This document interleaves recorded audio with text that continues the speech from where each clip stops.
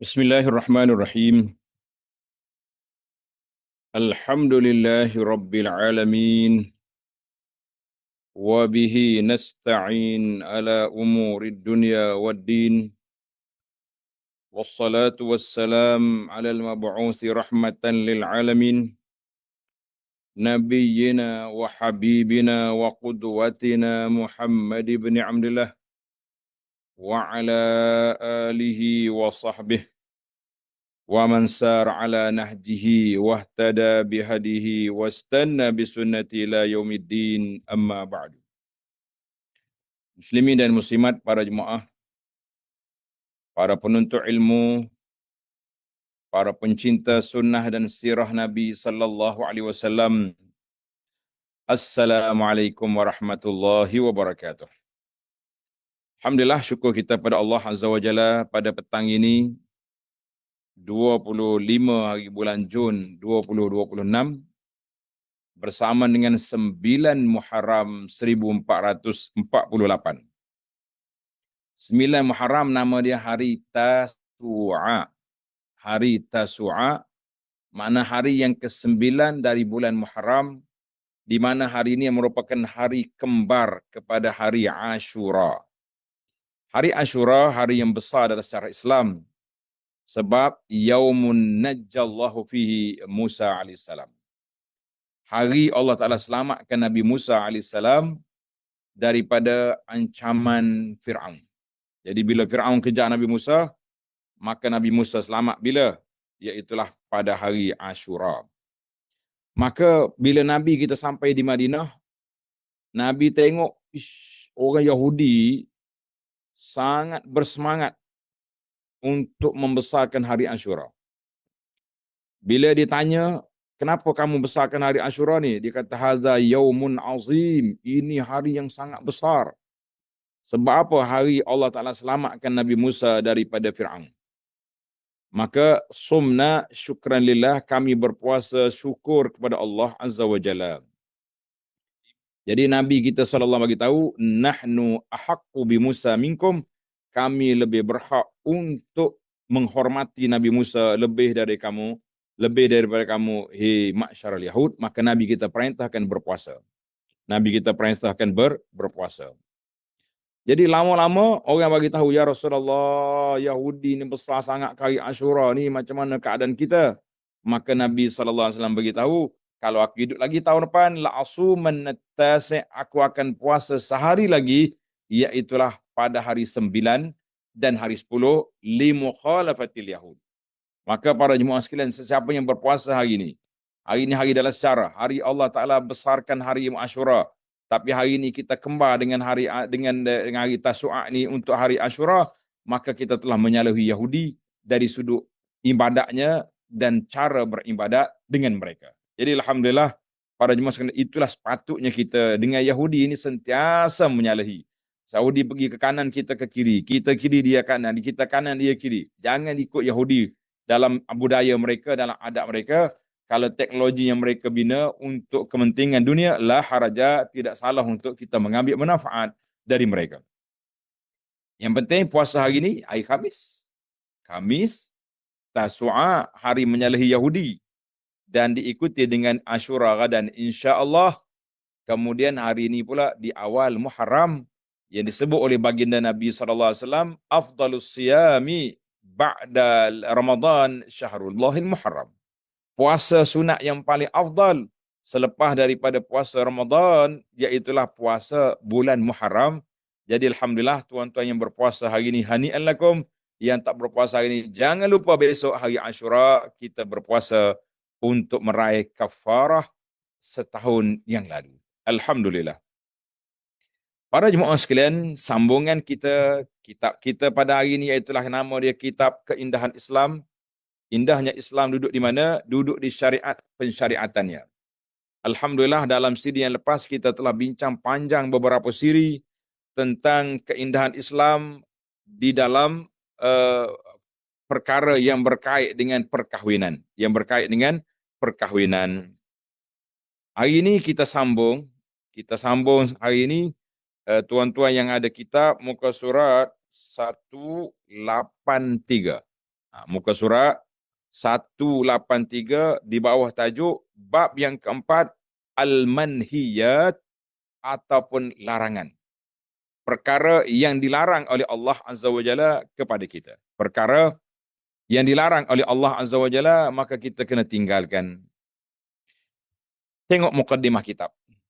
Keindahan Islam dalam pengharaman perkara-perkara yang haram. Kenapa Allah haramkan perkara-perkara yang diharamkan? Kenapa Allah haramkan perkara yang diharamkan? Kenapa Allah larang kita daripada perbuatan yang tidak baik? Apa dia perkara yang diharamkan? Yang pertama sekali, sihir. Diikuti dengan pengharaman yang kedua, iaitulah zina. Kemudian liwat. Kemudian tabarruj, mendedahkan kecantikan. Kemudian pergaulan bebas. Diikuti dengan beberapa larangan lagi. Maka para jemaah sekalian, kita akan lihat satu persatu, bab demi bab, untuk kita mengetahui keburukan setiap perkara yang dilarang oleh Allah Azza wa Jalla. Allah Ta'ala dengan penuh hikmat tak akan larang satu perkara kecuali ada sebab. Allah Mazalah yang maha kaya tak akan larang satu perkara kecuali ada hikmat di sebalik larangan itu. Ada sebab, sudah pasti sebab itu untuk kemaslahatan kita, untuk kebaikan kita, manusia dan juga alam semulanya. Jadi larangan yang kita akan baca ini, yang pertama iaitulah tentang sihir. Baik, dalam mukaddimah ini, kata di pengarang kita, wafaqahumullah, jazahumullahu khairan. Islam telah mengharuskan perkara-perkara yang baik. Islam mengharuskan perkara yang baik. Lantaran keelokan dan keindahannya, serta mengharamkan perkara yang jijik, yang keji, yang buruk, yang jahat, yang tak molek, les, kerana kebinasaan dan keburukannya kepada umat ini. Firman Allah Ta'ala dalam surah Al-A'raf 157, A'udzu billahi minasyaitonir rajim.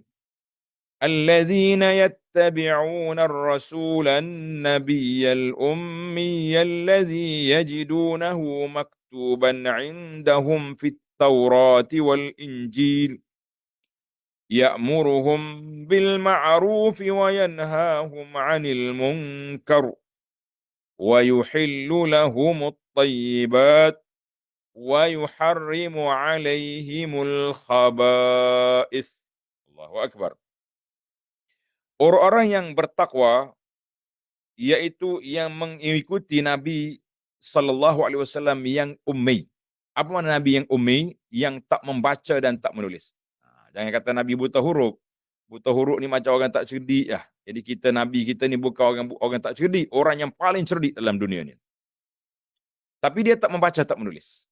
Itu cerdik dia. Tak payah baca boleh pandai, tak menulis pun pandai. Kita kalau tak baca dan tak menulis, bodoh hangit kita ni. Orang panggil tapi itu dipanggil mukjizat Allah Taala beri kepada Nabi sallallahu alaihi wasallam, yang namanya mereka dapati tertulis dalam Taurah dan Injil yang ada di sisi mereka. Jadi ayat ni khitab pada ahli kitab, mu baca Taurat, membaca Injil, mu tahu Nabi kan, apa-apa tak ikut. Itu jahatnya orang yang ada ilmu tak ikut ni, jahat.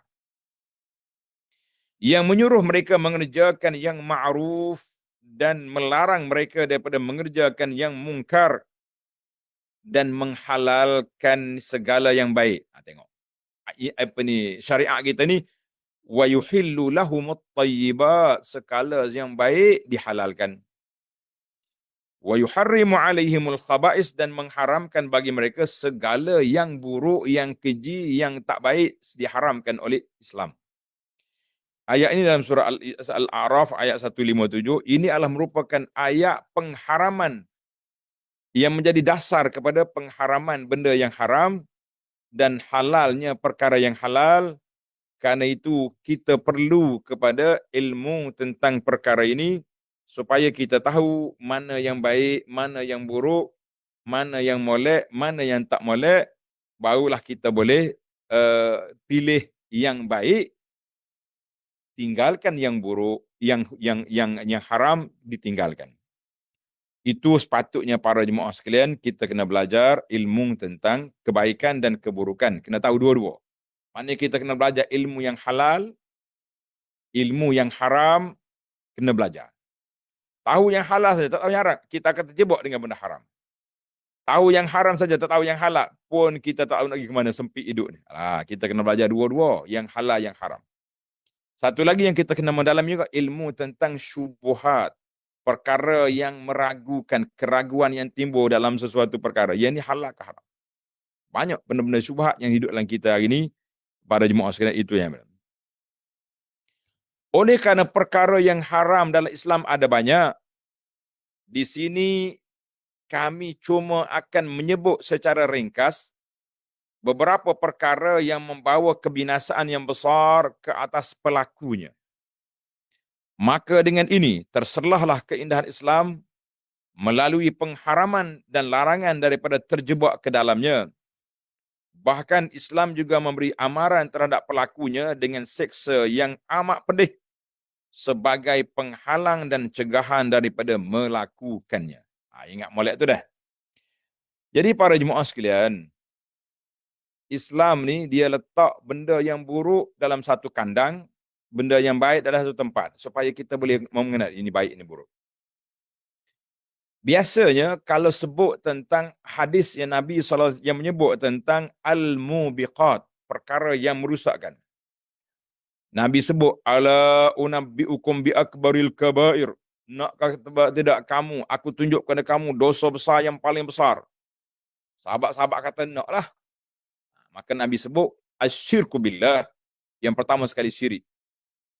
Kemudian uququl walidain, derhaka dari bapa. Kemudian datang bunuh orang, kemudian sihir. Sihir termasuk dalam perkara yang besar, dosa besar yang besar. Sebab orang nak jadi ahli sihir, dia kena kufur pada Allah Azza wa Jalla. Jadi orang nak jadi ahli sihir, dia kena kufur terhadap Allah Azza wa Jalla, barulah makam sihir dia tu tinggi. Bagaimana kata di para ulama, kita akan tengok nanti, makin tinggi kejahatan dia, makin kufur perbuatan dia, makin besar dia punya makam sihir dia. Makin besar dia punya sihir dia tu. Sebab nak jadi ahli sihir, dia kena kufur pada Allah SWT. Dia kena buat benda-benda yang menyalahi. Contohnya, di antara ahli sihir yang tinggi darjat di sisi syaitan, dia ambil Quran, mushaf, dia letak di atas dalam tandas, menjadi tempat pijak kaki dia. Tempat pijak kaki, dia letak situ. Kemudian dia duduk berak atas Quran. Masya Allah, dalam tandas, tempat pijak kaki, tempat buang air. Ini ahli sihir yang agak tinggi darjat dia di sisi syaitan. La'natullahi ala syaitan wa ala saharah. Allah Ta'ala lah laknat syaitan dan pengikut-pengikutnya dari kalangan ahli sihir. Nas'alullah, kita minta na'udzubillahi minas saharah wa minas syayatin. Kita minta berlindung Allah Ta'ala daripada syaitan dan daripada ahli-ahli sihir yang jahat. Baik. Yang pertama, larangan yang pertama yang kita akan bincang, adapun tentang syirik, kita dah bincang di awal kitab dulu. Ingat kan? Adapun tentang syirik, kita sudah bincang di awal perbincangan kita dulu. Dalam bab yang pertama, keindahan Islam dari sudut akidah ataupun tauhid. Keindahan Islam dari sudut akidah ataupun tauhid, maka itu larangan daripada syirik kepada Allah Azza wa Jalla, pengharaman dari sudut tauhid, syirik kepada Allah Azza wa Jalla. Itu yang pertama sekali. Baik, kita pergi kepada larangan dalam bab ini. Yang pertama dalam bab larangan ini, selepas daripada syirik, iaitulah yang pertama, sihir. Sihir ini satu perbuatan yang cukup jahat. Yang pertama kita kena pergi kepada definisi. Apa itu makna sihir? Ma makna sihir? Tengok, ulama kata sihir ini makna dia, fasihru, as-sihru yutlaqu ala kulli syai'in khafiyyin sababuhu. Wa latufa wa daqqa. Tengok dalam kitab. Sihir ialah satu simpulan atau jampi serampah yang disebut atau diucapkan oleh penyihir, atau satu pengamalan yang membawa kesan kepada tubuh, hati atau akal mangsa sihir dengan tidak perlu berhadapan secara langsung dengannya. Ini dari sudut definisi. Dari sudut makna sihir, dari sudut bahasa payah dia kata. Yutlaqu ala syai'. Tengok. Kita kata as-sihru lughatan yutlaqu ala kulli syai'in khafi. Satu perbuatan yang tersembunyi sebab dia. Halus perjalanan dia. Orang ni, contohnya budak ni pandai duduk di sekolah, duduk di universiti. Cerdik, orang pendengki dengan dia. Dia pergi cari tukar sihir, tok ayat, tok syaitan, tok ahli nujum, ahli apa ni? Saya dengki dengan budak ni. Tok nujum pun main dengan syaitan. Hantar dia punya sihir, akhir kali budak jadi kemurungan, depression, tak boleh belajar universiti. Dia pun lari balik duduk kampung, nak mengaji pun tak boleh. Akhir sekali, budak yang sihir tadi dapatlah nombor 1, sebab yang nombor 1 ni telah kecundang. Jadi, dia kata, sihir ni satu benda yang tersembunyi dia punya mainan. Syaitan, dia main dengan syaitan. Makhluk halus kata orang, makhluk yang tak nampak. Tapi ahli sihir dia nampak dengan syaitan, sebab dia sendiri pun syaitan juga. Maka sihir itu banyak dia punya jenis. Fasihru anwa'hu adidah. Macam-macam cara dia. Jadi tengok dalam kitab yang kata satu simpulan ataupun jampi. Macam-macam orang sekarang ni. Dia tengok orang ambil patung, ikat tali. Kemudian dia pergi tanam dalam tanah. Itu dia panggil, itu pun sihir, satu jenis sihir juga tu. Jadi kita pun janganlah tengok. Jangan. Viral satu cerita budak perempuan ni, dia tak pernah makan, tak pernah pergi ke dapur. Jadi bila dia kahwin, dia pergilah rumah mak mertua dia. Mak mertua dia masak sup. Dia panggil, ada satu daripada alat sup, dia panggil sup bunjut. Sup bunjut, ingat tak? Yang bulat tu, macam bawang putih tu, kemudian diikat dengan tali. Duduk dalam periuk tu. Budak ni ambil gambar. Ibu mertua aku ni nak sihir aku. Nak suruh aku jadi bodoh, ikut dia semua. Nak jadi hamba abdi kepada anak laki-laki dia ni. Kebetulan wanita tu pula kerja besar, pangkat besar, ada duit. Dia kata dia orang ni anak-beranak ni buat sihir aku, nak ambil duit aku. Mek, itu bukan sihir, itu sup bunjut untuk menyedapkan makanan. Ini. Ya, kadang-kadang orang terlalu takut pada sihir ni, takut juga, bahaya. Benda banyak juga. Bendanya kadang-kadang dia bukan sihir pun, dia sakit jiwa, ada juga. Kita ingat kena sihir. Jadi kita kena belajar. Maka anwa' sihri berbagai-bagai. Ada orang, sejarah sihir ni panjang, sejarah dia diketahui oleh umat-umat yang terdahulu. Sebab itulah, di zaman Nabi Nuh pun orang kata dia itu sahir. Kisah Harut wa Marut kanat min qabli zaman Nuh. Harut Marut itu kata sebelum Nabi Nuh lagi. Duk ngajar sihir. Dan zaman Nabi Musa, zaman Nabi Musa ni zaman top. Zaman munculnya sihir yang melampau banyak. Sampai berpuluh ribu, belah ribu dalam negara Mesir pada zaman Nabi Musa. Tapi nak lawan dengan tongkat Musa, semuanya kecundang, semuanya rebah belaka. Sebab apa? Sebab Nabi Musa bukan sihir. Ingat tak? Jadi, panjanglah dalam bab sihir ni kita cuba tengok tentang bahayanya sihir. Sebab apa sihir ni bila dia pergi belajar dengan orang sihir, maka yang pertama sekali, dia kena kufur pada Allah Ta'ala baru boleh jadi ahli sihir yang jahat. Tadi saya baca hadis tentang dosa besar yang besar. Kemudian dalam hadis lain pula Nabi sebut sallallahu alaihi wasallam, ijtanibu as-sab'al mubiqat. Jauhilah kamu daripada 7 perkara yang membinasakan. Yang pertama sekali syirik, was-sihru, yang kedua sihir. Dia macam-macam. Hadis dosa besar tadi syirik, kemudian durhaka ibu bapa. Hadis ni 7 perkara yang membinasakan, sihir, syirik dan sihir.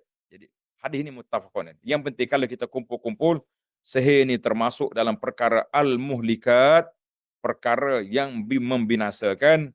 Jadi orang sihir ini tak akan jadi sihir kecuali dia kafir kepada Allah Azza wa Jalla. Lagi besar kekufuran, lagi berat dia punya sihir. Maka saya tak nak huraikan panjang-panjang di sini, sebab kita ni hanya nak menyatakan keburukan keindahan Islam kerana mengharamkan perbuatan sihir. Kalau ada masa nanti, saya akan tunjuk beberapa tanda-tanda orang main sihir. InsyaAllah. Kita cuba usahakan biar sempat masa dengan waktu yang kita ada. Sebab ramai yang belajar hari ini, pelajar-pelajar kita hari ini, ramai yang berpuasa. Dia orang nak ke dapur, nak pergi buat juadah berbuka puasa. Masya Allah, tabarakallah, taqabbalallahu siyamana wa siyamakum. Allah Ta'ala kabulkan puasa kita pada hari ini dan jangan lupa besok hari Ashura. Baik. Kemudaratan amalan sihir dan kebaikan pengharamannya.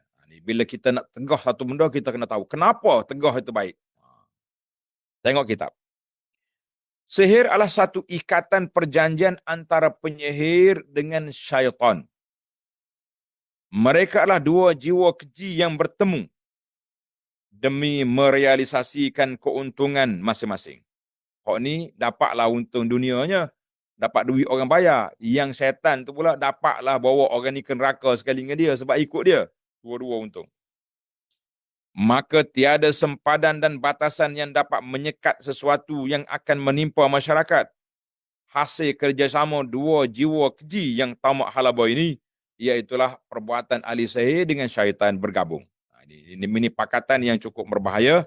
Kalau kita tanya pakatan apa yang bahaya atas dunia ni, jawabnya pakatan sihir dengan syaitan. Dengan ini, jelaslah bahawa implikasi perbuatan sihir terhadap masyarakat adalah sesuatu yang sangat berbahaya dan boleh membawa kebinasaan. Maka kami akan menyebut sebahagian daripadanya dalam kitab yang ringkas ini. Anak akan baca ni, cukup masa kita pergi kepada tambahan tentang bagaimana kita nak kenal simptom-simptom ahli sihir. Kalau kita kata dia ni bukan ahli sihir, ni bomoh. Tapi bila kita pergi rumah dia, apa yang dia minta? Tuan-tuan kena dengar. Ini penting untuk kita tahu ahli sihir. Kemudian apakah tahsin, apakah benteng, pagar diri daripada terkena sihir. InsyaAllah kita cuba usahakan. Maka yang pertama, sesungguhnya sihir boleh memberi kesan terhadap tubuh badan dan akal fikiran. Ada kalanya dia attack tubuh. Orang gemuk, sihat, jadi kurus, melidi, tak tahu sakit apa. Besar kepala lutut daripada kepala sendiri, kata orang. Ataupun dia tubuh macam sihat, tapi mental tak betul. Berjalan sengit, ya. Apa benda yang dia buat pun tak apa nak jadi. Jadi orang panggil kemurungan. Budak-budak cerdik study pun jadi tak pandai sebab kena sihir. Banyak kes. Oleh itu, mangsa sihir adalah insan terenaya melalui cara yang salah dan jahat. Ia boleh membawa kematian atau mudarat kepada tubuh atau akalnya. Kadang-kadang sihir dia pakai mati terus. Muntah darah kata orang, mati. Berlaku. Kekuatannya akan lemah, akan terhenti dan keupayaannya akan hilang yang menyebabkan kerugian terhadap diri dan masyarakat. Kalau orang baik, orang cerdik, rugilah kita. Cuba dia pergi sihir orang jahat-jahat tu. Panagih dadah yang duduk rompak rumah orang, pergi sihir buat tu contohnya kita kata. Taklah rugi masyarakat, tapi perbuatan itu tak salah. Kerana sihir itu perbuatan yang diharamkan oleh Allah Azza wa Jalla. Tidak boleh. Yang kedua, penyihir menjalankan kegiatan jijiknya dari jarak jauh. Online. Kalau zaman kita ni orang panggil, perbuatan amalan sihir ni secara online. Dia tak mari depan, dia mari ikut jauh-jauh. Ni bahaya. Ini menghalangnya daripada terkena hukuman dunia. Dia panggil di sebalik tabir. Orang tak tahu dia. Tapi tak tahu pun Tuhan tahu. Kau jangan cakap besar. Dia samalah seperti kumpulan-kumpulan jenayah gelap yang mengucar-kacirkan orang ramai secara sulit, kemudian bersembunyi dengan melarikan diri tanpa disedari oleh sesiapa pun. Dia rompak rumah orang, lepas tu dia lari. Dia pecahkan apa di rumah orang, dia lari. Keburukannya tersebar. Bahayanya juga bertebaran kerana pelakunya terlepas daripada hukuman di dunia. Dunia lepaslah awak. Tapi akhirat, awak tak akan lepas.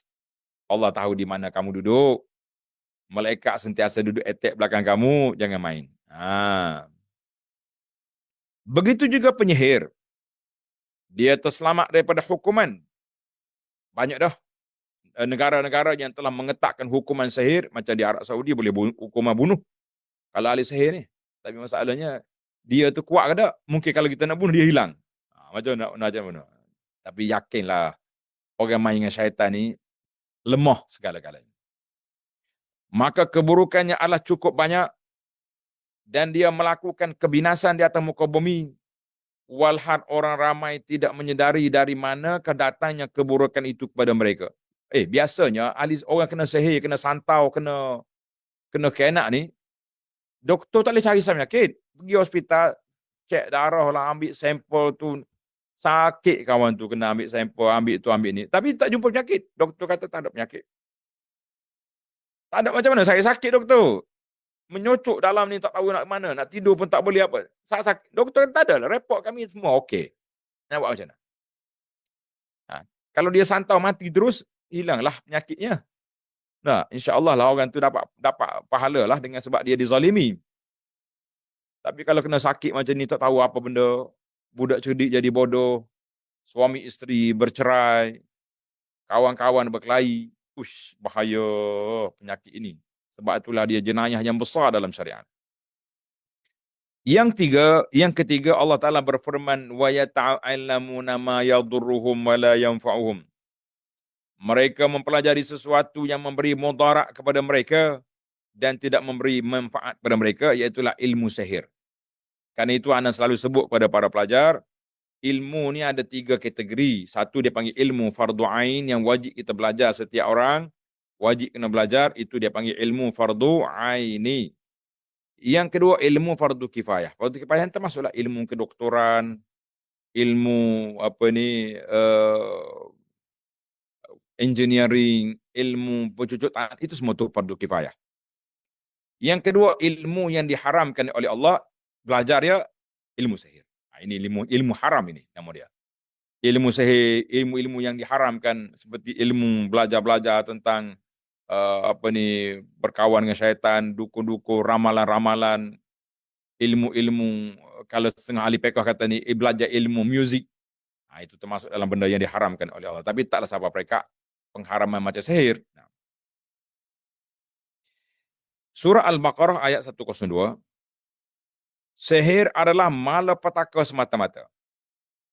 Tidak ada sebarang kebaikan pun kepadanya dari apa-apa sudut jua.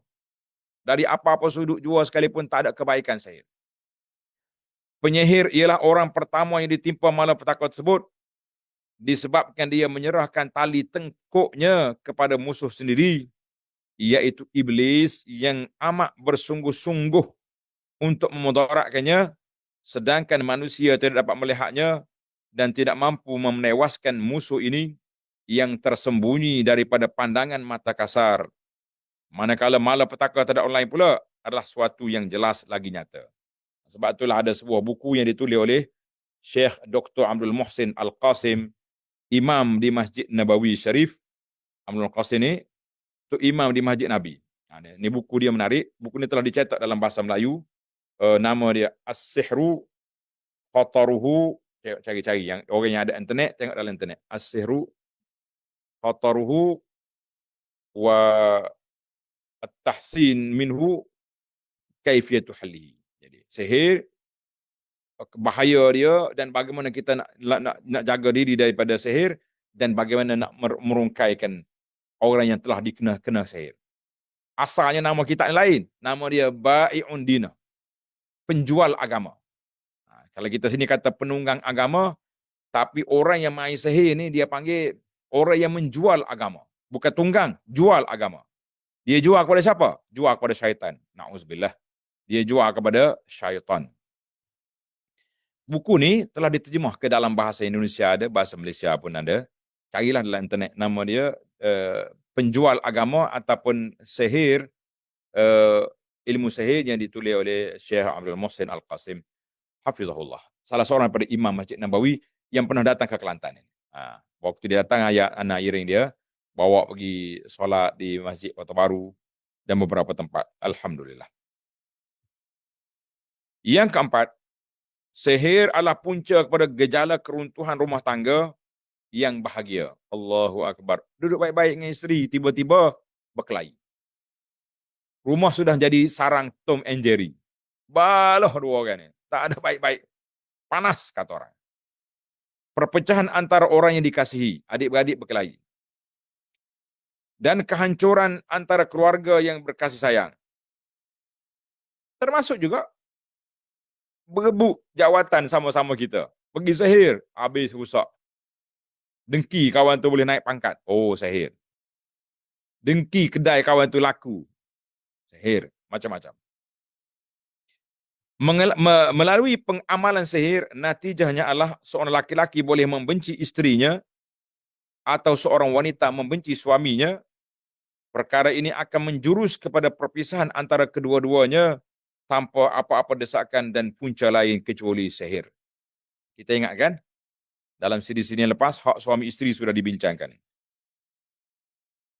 Dalam Al-Quran, Allah Ta'ala sebut dalam surah Al-Baqarah 102, فَيَتَعَلَّمُونَ مِنْهُمَا مَا يُفَرِّقُونَ بِهِ بَيْنَ الْمَرْءِ وَزَوْجِهِ. Orang akan belajar daripada keduanya, Harut dengan Marut tadi, apa yang dapat memisahkan, menceraikan antara suami isteri, antara suami dengan isteri. Itu di antara agenda besar. Sebab itulah syaitan, pagi-pagi dia buka dia punya perhimpunan dengan geng-geng dia atas air, atas laut. Kemudian dia bagi tugas. Orang ni mari cakap, bos, saya hari ni dapat buat orang tu kelahi. Bertumbuk dekat pasar. Kecil tu. Yang ni mari cakap, awak tak buat kerja hari ni. Mari seekor jin setan ni. Dia kata, bos, hari ini saya telah selesai memisahkan suami isteri. Bercerai dah dua orang itu. Ini yang terbaik, kata bos. Tengok. Maknanya memisahkan suami isteri adalah merupakan agenda besar syaitan. Karena itulah bila orang nak berpisah, saya sangat sedih hati. Kita akan bagi nasihat. Ibu bapa, tolonglah. Janganlah bagi berpisah anak-anak. Kalau masih ada lorong untuk berdamai. Tapi kalau anak kita dipukul sampai patah-patah, berdarah masuk hospital, kenapa kita nak biarkan anak kita dengan suami yang jahat macam tu? Ini sekadar suami marah-marah sikit. Kata orang beke-beke. Backing pun jarang-jarang je. Waktu lain tak backing pun. Baik ya dua tu. Jadi, ini punca yang berlaku. Jangan main. Jadi orang boleh memisah suami isteri ni, itu besar bagi syaitan, kejayaan besar bagi syaitan, memisahkan di antara suami dengan isteri. Wal'iyazubillah. Apabila keluarga telah porak-peranda, maka kehancuran dalam masyarakat semakin berluasa. Anak-anak terbiar, suami pergi cari betina lain, yang isteri pula cari jantan lain, mula menimbulkan masalah, timbulnya masalah perzinaan yang berluasa, yang akan kita akan bincang dalam larangan yang kedua dalam kita ini, iaitulah larangan az-zina yang kita akan tengok nanti.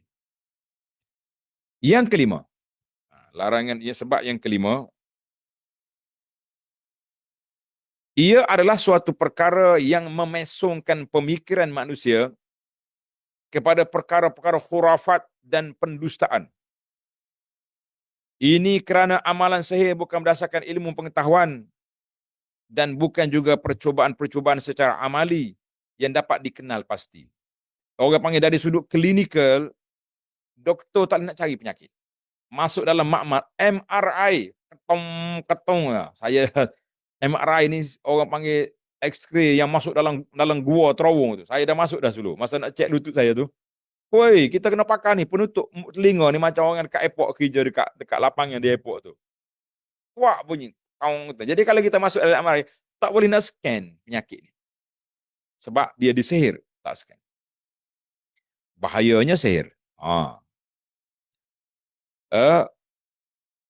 Bahkan ia adalah beberapa jampi serapah rahsia yang diketahui oleh penyihir melalui perantaraan syaitan.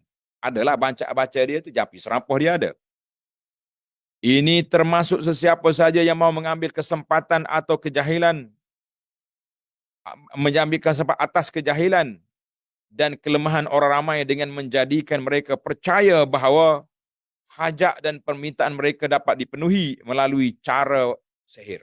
Konon-kononnya lah, itu dihasut oleh syaitan orang tu. Hasilnya, sebagai ganti kepada prosedur biasa dan cara yang praktikal serta logik bagi mencapai matlamat yang benar, mereka menggantungkan harapan dan jiwa mereka kepada dukun-dukun, bomoh-bomoh, dajal-dajal penipu, tukang-tukang sihir, tukang-tukang tilik, dan pembohong-pembohong kazzabin, dajalin. Ini semua ni pengikut-pengikut syaitan yang akan memainkan peranan. Hati-hati tuan-tuan. Mereka akan kerugian dan bertambah lagi bencana si malang ini kerana para penyihir hanya mengauk harta bendanya serta menanam kepercayaan mereka terhadap segala tipu daya dan khurafat yang tidak membawa apa-apa hasil, melainkan kehilangan agama bersama-sama lenyapnya harta dan terbuangnya waktu. Apa? Allahu Akbar. Yang ketujuh, sesungguhnya penyihir tidak lain dan tidak bukan adalah seorang pembunuh upahan. Kerana harta, dia sanggup bunuh orang. Dia bersedia untuk menghancurkan rumah tangga dengan memisahkan antara suami isteri. Mengenakan penyakit yang melumpuhkan beberapa ahli keluarga atau salah seorang daripada mereka. Jadi dia sanggup buat apa saja. Memang syaitan jahat sungguh ahli sihir ini. Situasi ini akan menjadikan seluruh keluarga sibuk untuk merawatnya dan mengharapkan kesembuhannya. Ini akan membawa kesusahan kepada diri, harta dan tubuh badan mereka.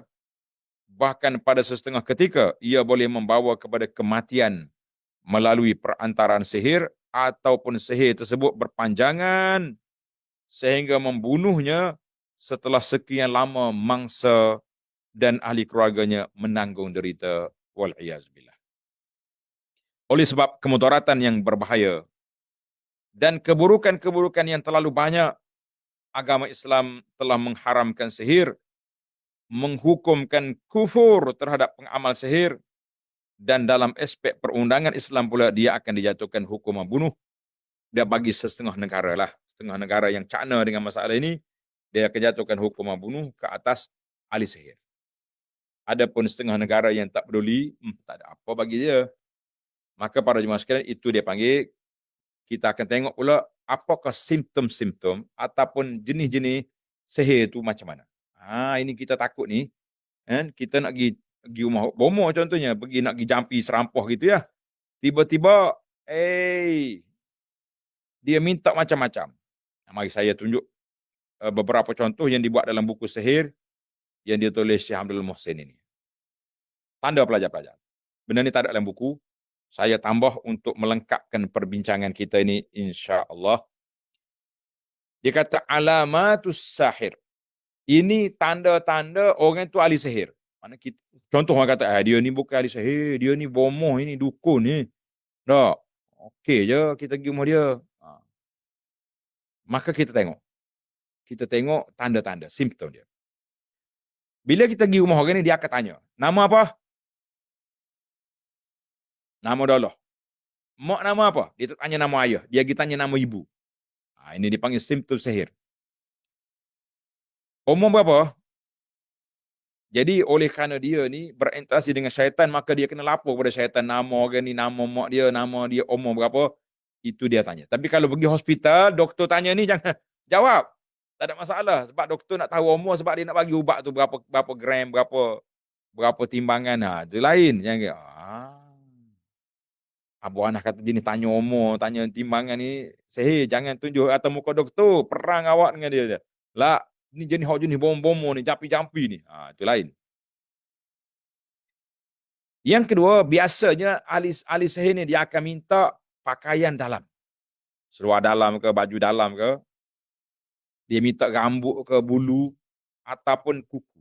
Dia nak barang-barang kita ni. Barang yang rapat dengan kita, macam rambut, kuku tu barang kita. Ataupun pakaian dalam kita ni, kalau boleh yang tak basuh lagi tu. Yang tak basuh tu, dengan peluh-peluh dia. Itu power dia punya sihir. Yang ketiga, dia minta gambar. Main gambar. Kadang-kadang dengan gambar tu, dia tiup atas gambar tu. Meletup kawan tu. Jangan bagi. Jangan beri. Sebab dia nak bagi gambar ni kepada khadam. Jin dia kata ni. Orang ni. Mau cari orang ni, kau jahanamkan dia. Yang keempat, biasanya ahli-ahli bomoh-bomoh yang banyak guna bukhur. Banyak guna kemian-kemian ni. Basah bakar kemian. Berasa ni. Sebab syaitan dia suka dengan asak-asak tu. Sebab itulah almarhum Datuk Ismail Qamuh rahimahullah, dia kata syaitan ni suka orang berasap. Jadi yang mana-mana duk isak asap tu, itu member syaitan, dia kata dia. Rahimakallah ya Syekh Dr. apa ni? Ismail Qamus. Jadi Ismail Qamuh kata apa? Orang yang duk berasap mulut tu, itu pengikut syaitan, sebab syaitan suka dengan asap. Taubatlah. Tu jangan duk main mengikut syaitan. Yang kelima, biasanya dia tak baca, dia tak bomo, dia tak baca waktu siang, dia buat amalan kerja syaitan ni malam. Sebab syaitan dia suka malam, gelak-gelak tu dia main. Kuat dia punya power malam. Yang keenam, jampi serapa dia tidak dapat dipahami. Dia panggil yutam tim. Momak mulut gerak tahu apa. Hei jin tanah, hei jin jemalang, hei jin planet, hei jin tu jin ni. Tak. Puff. Ini semua ni tanda-tanda bomoh ataupun ahli sihir. Duk panggil jin. Panggil apa panggil jin? Kita orang beriman, kita panggil baca ayat Quran. Kita baca hadis Nabi SAW, ruqyah itu tak apa. Yang ketujuh, dia biasanya dia akan campur-campur dia punya. Kadang-kadang bunyi ayat Quran. Dengan berkat kalimah Allah. Tapi tadi panggil jin jemalang habis dah. Jin jemalang habis jemalang ni dengan berkat kalimah Allah tiup. Dengan berkat Musa, tongkat Musa ke. Jadi ingat dia campur-campur habis. Ada main. Yang kesembilan, biasanya dia akan guna kitab-kitab sihir yang banyak guna rumus. Dia panggil macam apa dia rumus ni orang Melayu kata ni? Lukisan-lukisan yang pelik-pelik tu. Tak macam tangkal azimat tu. Tu dia punya tulisannya. Arab panggil rumus at-talasim. Dia tahu huruf ni dia tak apa. Dia buat dalam jadual segitiga, jadual bulat. Yang ke-11, dia akan beri pada orang sakit ni pendindung kertas 3 segi dia punya dia punya apa ni lukisan dia tu. Adalah ataupun dia gulung dalam kertas. Yang penting ada dalam tu tulisan-tulisan minta perlindungan dengan syaitan dan sebagainya. Jadi yang ke-12, dia beri kepada orang sakit ni kertas-kertas azimat tangkal, lepas tu dia bakar, ambil debu dia. Apa lagi? Ini di antara tanda-tanda ahli sihir. Tanda-tanda ahli sihir. Dan kalau kita tengok as-sahir, orang sihir sendiri boleh tengok dia. Jenis tak semaya. Kalau orang perempuan tu duduk pakai, orang panggil berkemban. Berkemban kata, pakai baju bertuduk, rambut bergosai. Jadi macam tengok syaitan dah tengok dia tu. Jadi jangan molek-molek. Dan ramai orang yang terpedaya dengan ahli sihir ni, siapa dia? Orang yang banyak terpedaya dengan ahli sihir ni, iaitulah wanita. Orang wanita dia mudah sangat-sangat. Mudah pedaya dengan ahli sihir. Setengah orang makcik ni, dia solat, maya. Tapi dia percaya kepada sihir ni, bahayanya. Orang yang pergi percaya kepada tukang-tukang tilik ahli sihir ni cukup berbahaya para jemaah sekalian. Sebab itulah Nabi kita larang daripada pergi kepada orang-orang yang ahli sihir. Sebab apa larang? Sebab dia boleh menghilangkan pahala kita atau membawa kepada kekufuran seorang itu kepada Allah Azza wa Jalla. Ini cukup berbahaya. Cukup berbahaya. Jangan pergi, jangan pergi tempat mereka. Itu dia panggil arrafan. Sebab tu Nabi sebut man ata'arrafan au kahinan. Siapa dia pergi jumpa tok bomo ataupun tukang tilik, dia pergi tanya saja, dia tak percaya lagi, baru tanya. Nabi kata apa? Lam tuqbalahu salatun arba'ina yawman. Tidak diterima daripadanya solat 40 hari. 40 hari tak terima. Kalau waktu baru tanya, kalau dia pergi, dia percaya, apa jadi? Tengok Nabi sebutlah hadis. Man ata'arrafan au kahinan. Siapa dia pergi jumpa tukang lilit, tukang nujum, fasaddaqahu bima yaqul. Dia kata mu sakit ni dia buat oleh orang ni, mu kena orang tu orang ni. Faqad kafara bima unzila ala Muhammadin sallallahu alaihi wasallam. Orang ni telah kufur dengan Quran yang diturunkan kepada Nabi. Sebab Quran kata tak ada power, kita kata ada power. Jadi bahaya sekali ni. Allahu Akbar. Jadi pergi tanya saja, tak percaya, tidak diterima solat 40 hari. Tanya fasaddaqahu, dia percaya, faqad kafara, orang itu dah dikira kufur. Jangan main-main. Jadi kalau tanya saja pun tak boleh.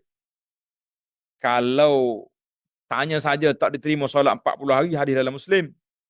Kalau tanya sekali dengan kepercaya, maka orang tu sudah kufur dengan Quran yang diturunkan oleh Allah Azza wa Jalla. Banyak lagi lah ramalan-ramalan, jenis bahasa main carta-carta ni, tulis di pinggan, tulis di tangan, tulis di tengok tapak tangan, semua tu dia kata ada simptom-simptom orang yang duk main tukang hujum, tukang tilik, cukup berbahaya para jemaah sekalian. Jadi buku ni saya tak boleh baca semua, ada banyak dia punya panjang. Cuma satu yang kita nak ambil untuk lengkapkan perbincangan kita hari ini, iaitu apakah tahsin, kita nak kawal diri kita, bentengkan diri kita daripada sihir sebelum kena sihir. Dia panggil at-tahassunu minas sihri, kita buat benteng daripada sihir sebelum kita kena sihir. Ingat baiklah. Jadi alhamdulillah, kata alhamdulillah, dalam Islam ini tidak ada mana-mana perkara yang buruk kecuali Allah Ta'ala akan beri lawan kepada yang buruk itu yang baik. Jadi bila Tuhan larang daripada perbuatan yang buruk, maka dia akan beri kepada kita perbuatan yang sepatutnya kita kena buat. Sepatutnya kita kena buat, sepatutnya kita kena belajar, sepatutnya kita kena ingat. Sebab apa? Supaya kita tidak dipermain-mainkan oleh syaitan ataupun jin ataupun benda-benda yang tidak baik yang ada pada kita itu. Jadi para jemaah sekalian, baik, sekarang saya nak pergi, tuan-tuannya siapkan kertas, boleh tulis, apakah al-wiqayah? Apa makna wiqayah? Wiqayah ni maknanya pelindung. Kita nak lindungkan diri kita daripada dikacau oleh syaitan. Apakah pelindung? Al-wiqayatu minas sihri qabla wuqu'ihi. Perlindungan nak jaga kita daripada kena sihir sebelum terjadinya sihir. Kita nak jaga sihir sebelum kena sihir. Yang pertama, at-tawakkulu 'ala Allah. Kita kena banyak tawakal pada Allah Azza wa Jalla. Kita nak keluar rumah baca bismillah, tawakkalna 'ala Allah. Kita nak buat apa-apa bismillah, tawakkalna 'ala Allah. Sebab orang yang bergantung hati dengan Allah, sihir tak masuk, tak tembus. Tidak mudah nak tembus. Kata di ahli fikir, yufsidun namam sa'ah ma la yufsiduhu sahiru syuhur. Orang yang penyakit batu api ni, yang pergi duduk laga-lagakan orang itu, lebih cepat merusakkan orang dalam beberapa tempoh je. Dia pergi bisik, kau dengar orang itu cakap kau. Kau dengar, kau tahu. Kawan tu, Menaten ni, kalau Kelantan, Menaten ni. Nampak baik, rupa-rupanya jahat. Sudah, lain. Tapi ahli sihir, kalau kita tawakal tinggi pada Allah, dia tak tembus. Dia hantar mari dia punya sihir itu orang panggil terbabas, terkandah di dinding at-tahsin yang kita buat. Apa dia? Tawakal kepada Allah Azza wa Jalla, dia tak mampu nak tembus, insya-Allah. Tak boleh pergi dia. Pasal tu Allah Taala sebut dalam ayat Al-Baqarah tadi, wa ma hum bidarrina bihi min ahadin illa biiznillah. Mereka tak boleh beri mudarat kepada orang kecuali Allah izinkan. Allah nak uji kawan tu. Allah nak angkat darjah orang itu, kena sihir. Kalau dengan kuasa sihir saja tak boleh. Yang kedua, al-bu'du 'anil ma'asi. Kita kena jauhkan diri daripada maksiat. Kata Syekh, khususnya dengar nyanyi-nyanyi. Suka dengar muzik rock ni, dia kadang-kadang muzik rock ni, hak rock tu, muzik syaitan tu, melompak kawan tu entah apa benda. Macam orang gila kadang-kadang penyanyi tu. Ini sebab-sebab yang boleh memanggil syaitan masuk dalam rumah kita melalui alat-alat muzik kita. Jadi kita nak tolak syaitan dengan kita baca zikir, baca Al-Quran. Baru boleh tolak syaitan. Dalam rumah kita, kalau kita nak baca sendiri Quran, kita baca. Kita buka alat-alat baca Quran, biar dia dengar. Tapi kalau kita nak berbuat, nak makan, tak usahlah baca Quran. Yang ketiga, yang keempat, al-muhafazatu ala salatil fajri jama'atan. Sentiasa salat subuh berjamaah. Sabda Nabi SAW, man salat subha fahuwa fi zimmatillah. Siapa dia salat subuh berjamaah, dia duduk di bawah jagaan Allah Azza wa Jalla. Kalau Tuhan jaga, syaitan tak boleh tembus. Yang kelima, qira'atu suratil Baqarah fil bait. Kita sentiasa baca surah Baqarah di rumah kita. Kalau kita baca surah lain di masjid, sampai rumah kita baca Baqarah. Sebab apa? Nabi kata, iqra'u surat al-Baqarah. Bacalah kamu surah Baqarah, fa inna akhzaha barakah. Apa dia baca surah Baqarah itu berkat. wa tarkaha hasra, siapa tinggal dia rugi, wala tastati'uhal batalah, dan ahli sihir tak mampu nak kacau kita. Dengar ni, al batalah dengan makna as-sahir. Rawah Muslim. Yang keenam, al-muhafazatu ala qiraatil muawwazataini fi sabahi wal masa, sentiasa baca 3 kul pagi dengan petang. Sentiasa baca 3 kul pagi dengan petang. Dan juga baca ayatul kursi. Pagi petang baca, nak tidur baca, insya-Allah. Yang ketujuh, al-iksar minat ta'awuzi bi kalimatillah, sentiasa kita minta perlindungan Allah dengan kalimah Allah. Sebab Nabi SAW beritahu, berhenti mana-mana tempat, kita nak masuk rumah orang ke, nak masuk kedai ke, nak masuk taman bunga ke, berhenti tempat mana-mana. Sebelum turun kereta kita baca dulu. A'udzu bi kalimatillahi tammati min syarri ma khalaq. A'udzu bi kalimatillahi tammati min syarri ma khalaq. A'udzu bi kalimatillahi tammati min syarri ma khalaq. Nabi kata lam yadurruhu. Tak ada siapa boleh mentorak pada kita sehingga kita tinggal tempat itu dengan selamat. Hadal hadis rawah Muslim. Yang ke-8, sentiasa baca 2 akhir ayat surah Al-Baqarah, Amanar Rasul. 2 ayat ini pada waktu awal malam, kita baca waktu petang, waktu baca pagi, kan? Waktu kita nak tidur baca. Sebab Nabi kata sallallahu alaihi wasallam, siapa dia baca 2 ayat ini di akhir surah Baqarah fi lailatin kafatahu, Allah Taala jaga dia. Hadis ini sahih. Wala yaqru fa innahu la man qaraha iza awa ila firashi. Siapa dia baca akhir surah Baqarah ini ketika nak tidur, fa innahu lan yazala ma'hu minallahi hafizun. Allah bagi hantar penjaga kepada kita. Tuhan jaga, malaikat menjaga kita. Wala yaqrabu syaitanun hatta yusbih. Syaitan tak mari dekat sampai subuh. Hadis ini riwayat Bukhari. Yang ke-10, aklu sab'i tamaratin min ajwatil man. Pagi-pagi kita makan 7 biji kurma Madinah, ini pun tak kena sihir. Kalau sihir mari tak lut. Hadis ini sahih. Yang ke-11, menjaga zikir pagi petang. Jangan lupa baca zikir pagi petang, jangan lupa. Dalam kitab kita ni, Perisai Muslim, sudah ada cerita ni. Zikir pagi petang, dalam Perisai Muslim ada, ataupun buku zikir pagi petang yang saya usahakan tu, tuan-tuan boleh tengok mana kita punya zikir pagi petang. Jadi alhamdulillah ada buku tu. Kita duk bagi, selalu bagi dah buku tu. Ambil buku ni, Perisai Muslim, jangan lupa kita baca sentiasa, insya-Allah kita selamat. Zikir pagi petang yang saya duk bagi tuan-tuan ni.